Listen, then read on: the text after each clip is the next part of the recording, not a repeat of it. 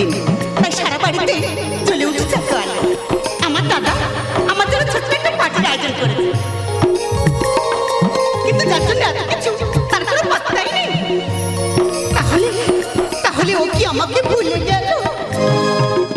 চোখ বুঝলাম যার ছবি দেখতে পাই, যে কাছে না থাকলেও কাছে থাকার অনুভব করতে পারি, নিরালায় কান পাতলে যার কথা শুনতে পাই, তাকে কি কখনো ভোলা যায়? হয়তো এরই নাম ভালোবাসা। তাই তো তোমার এই মিষ্টি মুখটা যতবার দেখি ততবারই বলে উঠি আমি তোমাকে ভালোবাসি। ভালোবাসো তুমি শুনেছি অনেকবার, তবু সেদিনেরই মতো লাগেনি তো কবুয়া। ভালোবাসো তুমি শুনেছি অনেকবার, তবু সেদিনেরই মতো লাগেনি তো কবুয়া। তবু সেদিনেরই মতো লাগেনি তো কবুয়া।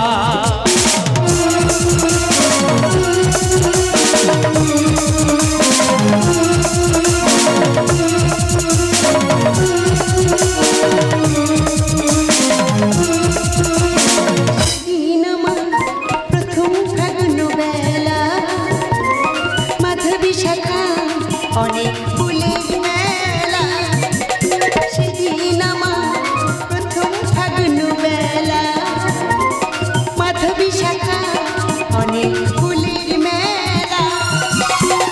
ফাগুন আজো আসেনি তো বাড়ি বাড়ি, তবু সেদিনেরই মতো লাগেনি তো কবুয়া।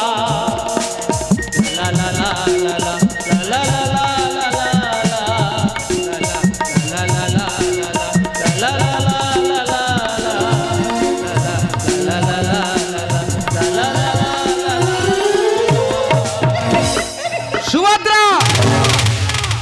ওকে ভালোবাসার মতো কি যোগ্যতা আছে তোমার? কি দিয়ে সুখ করবে তুমি ওকে? সুখটা সোনার দোকানে সিন্ধুকে তালা বন্ধ করে রাখা যায় না। মানুষের মন যেখানে শান্তি পায় সেখানেই তো করে ওঠে সুখের মন্দির। যোগ্যতা রাখো। আমার বোন কখনো সেতাদের বাজার ছেড়ে তোমার ওই ভাঙা বাড়িতে থাকতে পারবে না। কেন পারবে না দাদা? বিয়ের পর মেয়েদের স্বামীর ঘর হলো আসল স্বর্গ। আর তাই তো দক্ষিণাতের মেয়ে পার্বতী শিব ঠাকুরের মতন একজন ভিখারির হাত ধরে ঘর ছেড়েছিলেন। তুই যদি ওর সঙ্গে চলে যেতে চাস তাহলে আমার আশীর্বাদে হাতটা তোদের মাথায় তোদের মাথায়।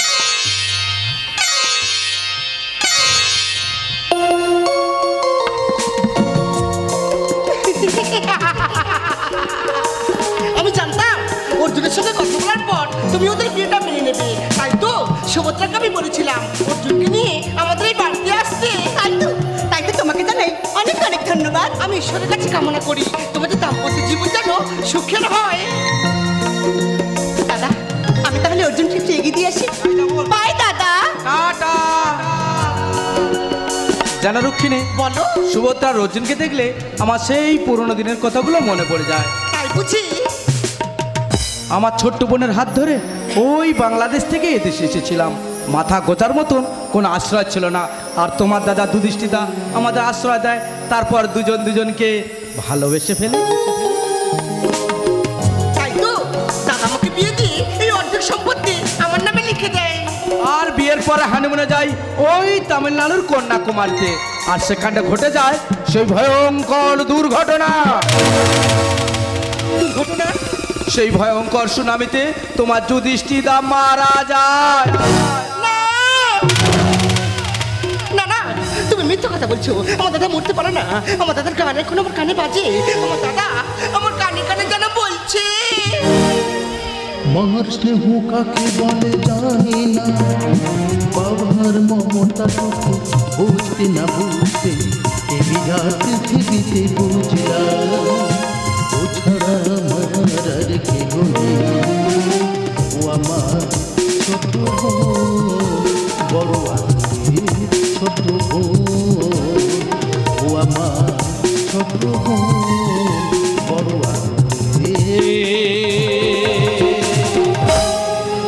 ছোট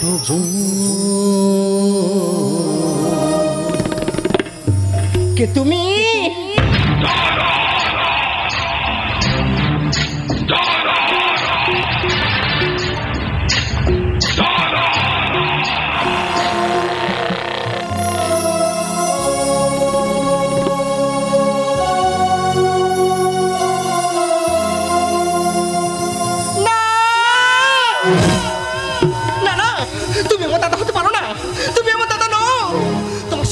সঙ্গে আমার দাদার শরীরের অনেক মিল আছে, তোমার কণ্ঠস্বরের সঙ্গে আমার দাদার কণ্ঠস্বর অনেক মিল আছে, কিন্তু মুখটা, তোমার মুখের সঙ্গে আমার দাদার মুখের কোনো মিল নেই। তুই বিশ্বাস কর বোন, আমি তোর দাদা। ওই ভয়ঙ্কর সুনামিতে পাথর গায়ে ধাক্কা লাগার পর আমার মুখটা ক্ষত বিক্ষত হয়ে যায়। তারপর প্লাস্টিক সার্জারি পর আমার এই পরিবর্তন হয়। তুই বিশ্বাস কর বোন, আমি তোর দাদা। তুই বিশ্বাস কর।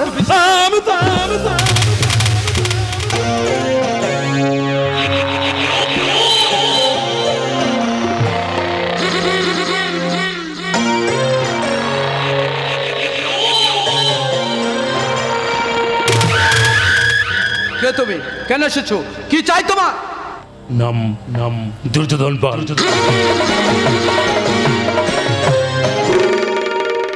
তবে রামায়ণের মন্থরার মহাভারতের সকলের পায়েল করা মহারাজ যেখানেই ঢোকো ভাই কুরুক্ষেত্র নয় লঙ্কাকাণ্ড। এই সম্পত্তির অর্ধেক ভাগ আমি তোমাকে পুলিশে দেবে। পুলিশের হাতে খারাপ জন্য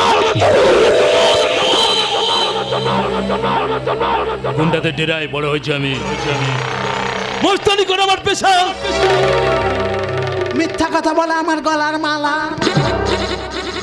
তুই যেখানেই বলবি সেখানে যাবো, শুধু যাওয়ার আগেই বোন আর বইয়ের কথাটা ভেবে যাস, কারণ মেয়েদের উপর অত্যাচার করতে আমার খুব কষ্ট লাগে। আমি তোমাকে খুন করবো না আজকে। রামায়ণের মন্থরার মহাভারতে সুগণী পাল করে আমার আমি যেখানেই ঢুকবো হয় কুরুক্ষেত্র নয়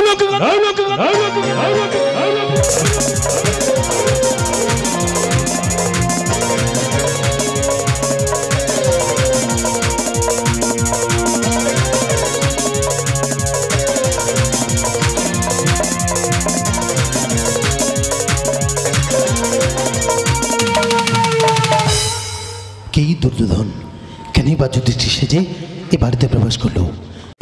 বাপকে বাপ মন বড় সে যখন তখন বাইনা ধরে, মন বড় আবুজ সে যখন তখন বাইনা ধরে, না পেলে নীরব অভিমানে কান্না ঝরে, মন বড় আবুজ সে যখন তখন বাইনা ধরে, বাইনা ধরে, যখন তখন বাইনা ধরে। আমি যুধিষ্ঠিরকে ভালোবাসতাম, আর যুধিষ্ঠির মারা যাবার পর এখন আমি অর্জুনকে ভালোবাসি। আচ্ছা আপনারা বলুন তো, এখন আমি কার কাছে যাব? একদিকে অর্জুন আর একদিকে যুধিষ্ঠির। আসলে আসলে আসলে আমরা মেয়েরা কিছুটা কম দামি আতর সাময়িক ভালো লাগাকে আমরা ভালোবেসে ফেলি, অতীতকে ভুলে যাই। কিন্তু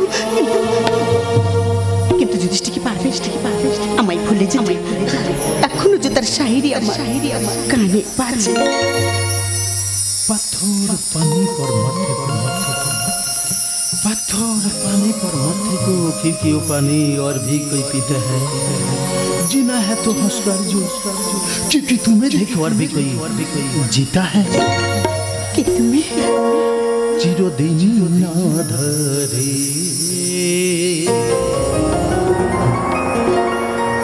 কেটে গেল এ জীবন, কেউ তো প্রদীপ হাতে কাছে আসেনি।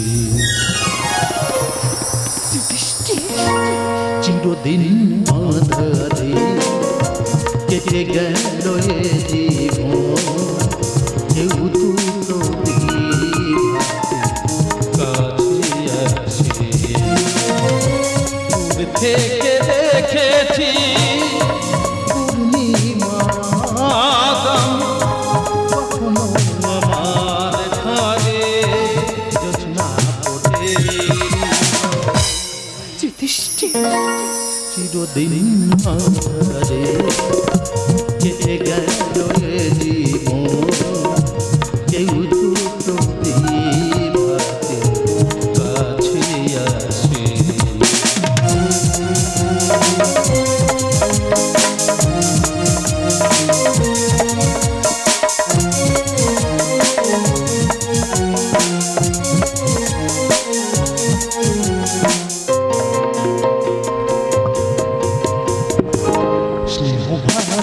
ভালোবাসা কি সে তো মন জানে না, মমতার ছোঁয়া কি সে তো মন বোঝে না, স্নেহ ভালোবাসা কি সে তো মন জানে না, মমতার ছোঁয়া কি সে তো মন বোঝে না। হায়রে যদি জীবন থেকে কেউ কখনো ডাকে ডাকে ডাকে ডাকে ডাকে ডাকে ডাকে নাম ধরে চিরদিন না রে কেটে গেল এ জীবন, কেউ তো প্রতিভাতে কাছে আসে, কেউ তো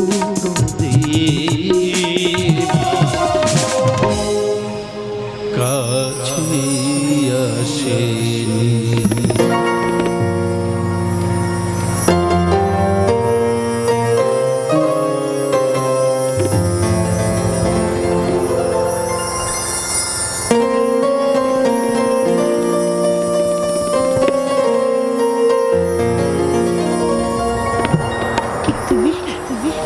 আমার চিনতে পারছো না? আমি তোমার যুধিষ্ঠির। না না না, তুমি আমার যুধিষ্ঠির কিছুতেই হতে পারো না, তুমি আমার যুধিষ্ঠির কিছুতেই হতে পারো না। হৃদয়ে প্রেমের শিখা না পারি জ্বালাতে, না পারি তোমায় আমি আজ ভুলে যেতে।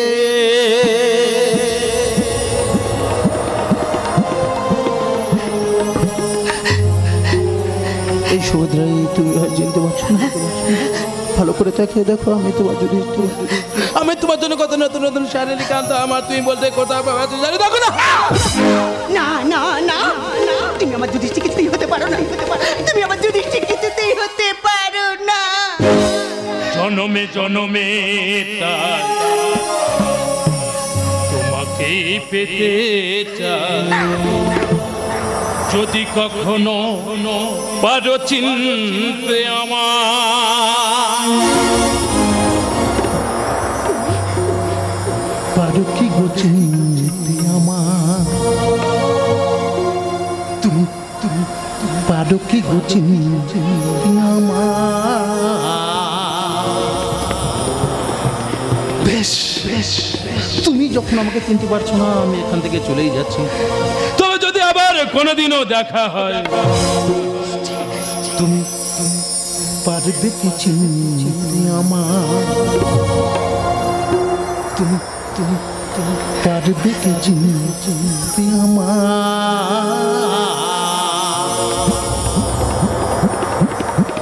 এই মানুষ কেন কেন ওর কথাগুলো শুনে আমার বারবার মনে হয় আমার অনেক দিনের চেনা আমার অনেক দিনের চেনা জানা একটি গান। হৃদয়ে প্রেমের শিখা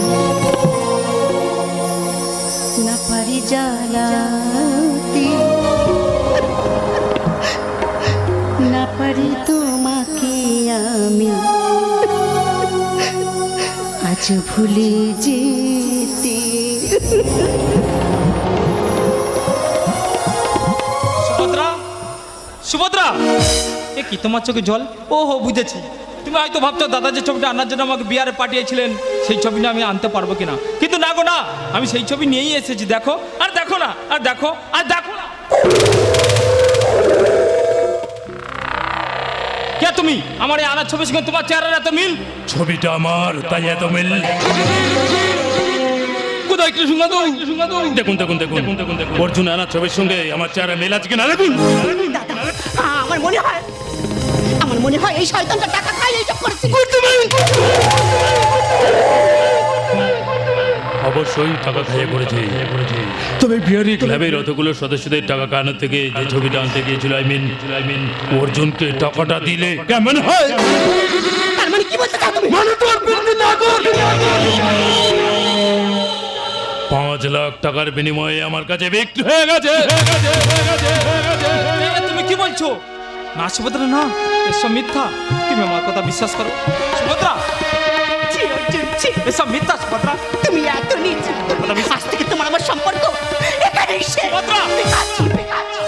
I hate you. আমার কথা বিশ্বাস করো। I hate you. I hate you. Subhadra, Subhadra. কি হলো, সব বন্ধ হয়ে গেল, বন্ধ হয়ে গেল, বন্ধ হয়ে গেল। এই মাস্টার, একটা প্যাথেজ মিউজিক বাজাও তো। আরে না না না, এরকম টানা, এরকম টানা, এরকম টানা। বুঝতে পারছো না, প্রেমে আঘাত পেয়েছি। এমন কিছু একটা বাজাও যেন ভেতরটাতে এসে লাগে।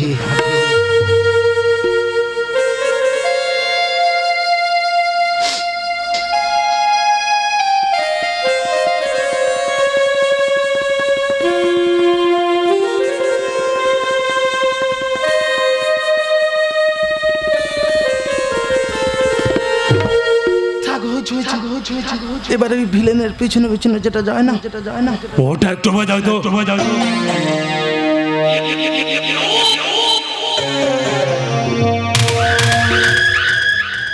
রোম সাম্রাজ্য যখন ধ্বংস ছিল তখন সম্রাট নুরু বাজিয়েছিল বেলা।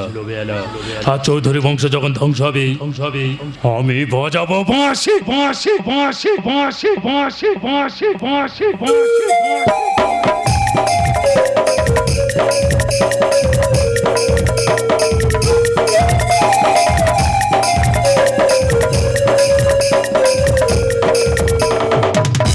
আমি তোমার কাছে হাত জোড় করে অনুরোধ করছি, তুমি এখান থেকে চলে যাও, আমি তোমাকে 10 লক্ষ টাকা দেবো।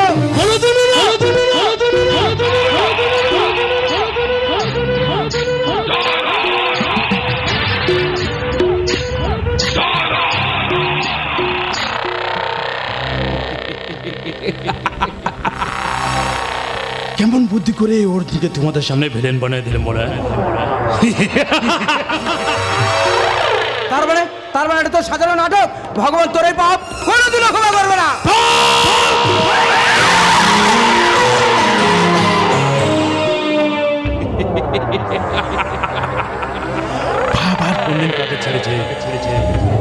পাপ করেছিল ভগবান রামচন্দ্র, অন্যায় ভাবে বালিকে বধ করেছিল। মৃত্যুটা শুনেছিস? সরোজ নদীর তীরে ঝাঁপ দিয়ে আত্মহত্যা করেছিল। পাপ করেছিল ভগবান কৃষ্ণ। ছলনা করে গান্ধারীর 100 ছেলেকে মেরেছিল। গান্ধারী অভিশাপ দিয়েছিল যদু বংশ ধ্বংস হবে। মৃত্যুটা শুনেছিস? জরা ব্যাধ তীর মেরে মেরেছিল। আমিও মরবো, তবে তুই বাঁচবি তো। তবু ভারতবর্ষের মানুষের বিচারে তুই কোনোদিনও ক্ষমা পাবি না। কৃষ্ণকান্ত বাবা,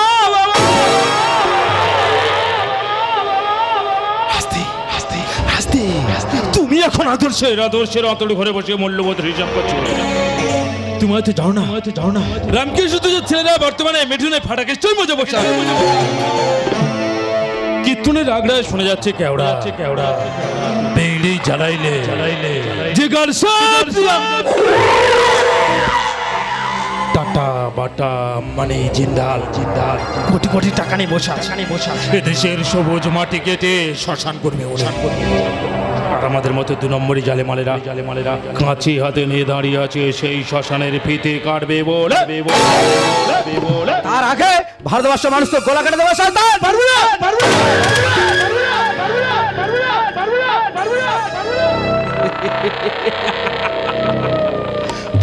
কৃষ্ণকান্তও পারবে না। ভালো করে তাকে দেখো। নবভারতের অর্জুনরা দুর্যোধনের সঙ্গে হাত মিলিয়েছিল। যুধিষ্ঠির অনেক আগে ময়দান যারা পালিয়েছে শ্রীকৃষ্ণের সুদর্শন চক্র এখন অন্ধকার ঘরের মধ্যে আটকে পড়েছে। তাই তোমার এই কলম দিয়ে আর কোনোদিনও গীতা লেখা হবে না। এখন থেকে দাসপাত লিখতে হবে।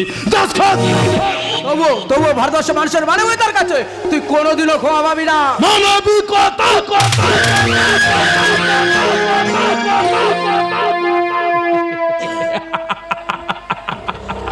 ভারতবর্ষের মানুষের কোনদিন মানবিকতা ছিল?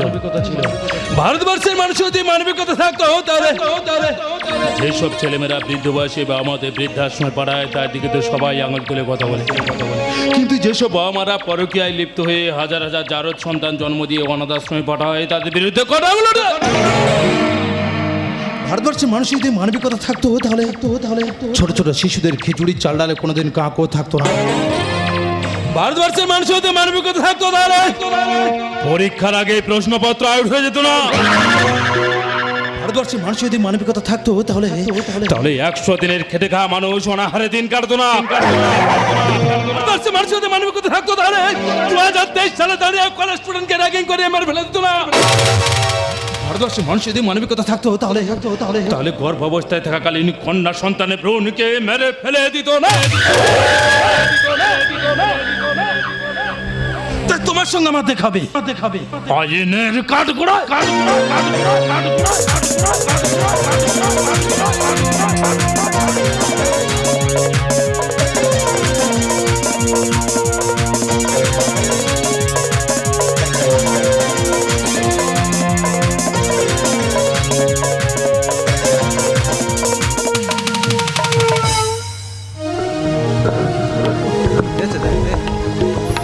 আচ্ছা, আপনাদের অভিযোগ দুজন দুটি চিচ্ছে যে আপনার দেওয়াদের সম্পত্তি ভাগ চাইছে। হ্যাঁ স্যার, আমরা শাস্তি চাই, কিন্তু তার জন্য যে উপযুক্ত প্রমাণ চাই। প্রমাণ আমি দেবো স্যার।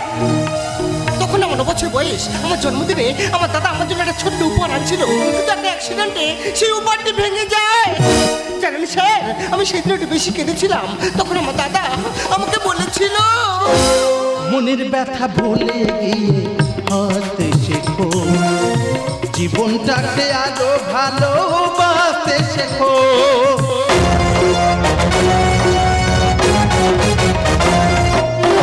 মনের ব্যথা ভুলে গিয়ে হাসতে শেখো, জীবনটাকে আরো ভালোবাসতে শেখো। কাঁটা বনের গন্ধ ছড়ায়, কাঁটা বনের গন্ধ ছড়ায় গোলাপ বাগিচায়।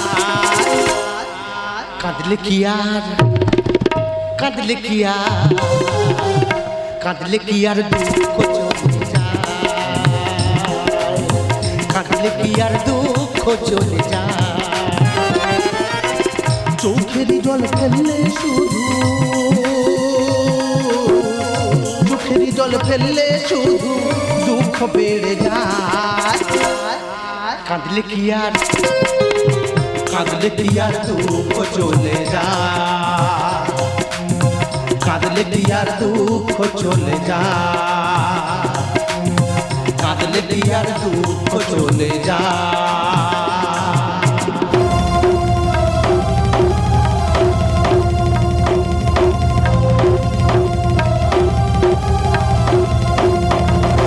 স্যার বিশ্বাস করুন, আমার কোনো সন্দেহ নেই, ইনি আমার দাদা।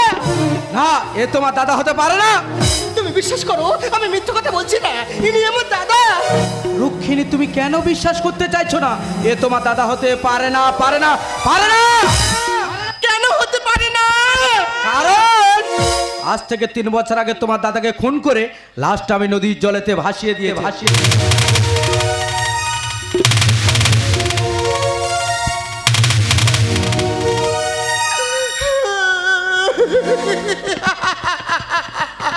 কৃষ্ণকান্ত বাবু, যুধিষ্ঠির বাবুর হত্যার অপরাধে আমি আপনাকে গ্রেপ্তার করলাম। আপনি গ্রেপ্তার করবেন মানে? ইয়েস, আমি দুর্যোধনও নই, যুধিষ্ঠিরও নই, আমি হলাম সিআইডি অফিসার কর্ণধর চৌধুরী। যুধিষ্ঠিরবাবু যে খুন হতে পারেন সেটা একটা চিঠির মাধ্যমে আমাদেরকে জানিয়েছিলেন। শুধু তাই নয়, যুধিষ্ঠিরবাবু যে কৃষ্ণকান্ত বাবুর হাতে খুন হতে পারেন সেটা চিঠিতে উল্লেখ করেছিলেন, আর সঙ্গে ছেলেবেলা থেকে লেখা ডায়েরিটাও পাঠিয়েছিলেন, যে ডায়েরি থেকে আমি পেয়ে যাই শায়েরি, কবিতা সব কিছু। আর তাই সর্বপ্রথম দুর্যোধন সেজে এবং পরে যুধিষ্ঠির সেজে কৃষ্ণকান্ত বাবুর উপর মানসিক চাপ সৃষ্টি করতে থাকি, যাতে মানসিক চাপ সহ্য করতে না পারে কৃষ্ণকান্ত বাবু নিজের মুখে খুনের কথাটা স্বীকার করে। Inspector, yes sir. Arresting. Rukmini Devi, বলুন। সব সময় একটা কথা মনে রাখবে, দুধ কোলা দিয়ে যতই পোষো বিশ্বাস করো না সাপকে। কৃষ্ণকান্ত বাবু একটু মন দিয়ে শুনবেন। সবাই সবাইকে ছেড়ে দিলেও পাপ ছাড়ে না বাপকে। স্যার,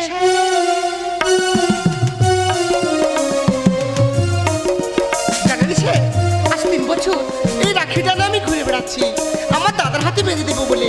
তো জানে দাদা তো আজও এলো না। এই রাখিটা তুমি পড়বে দাদা। বেশ বেশ, আজ থেকে নয়তো যুধিষ্ঠির দেহ হয়ে বেঁচে থাকবো। দে পরিয়ে দে, পরিয়ে।